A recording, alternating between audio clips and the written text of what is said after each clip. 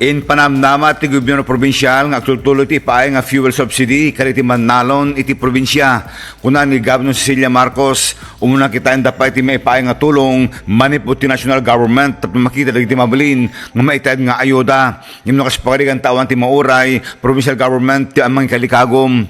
We have been doing the subsidy for our farmers ever since, no? So itinutuloy pa rin po namin ang ano natin about the ang hinihintay lang din natin kung ano yung maibigay kung ano i-download ng national government sa atin para at least either way na-address. Pero kung hindi nila ma-address, kami naman ang mag-a-address.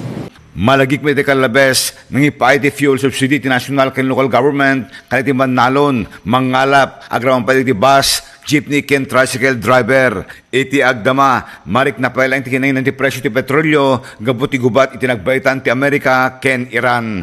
Idol Dennis Alipio, Tatak, IFM.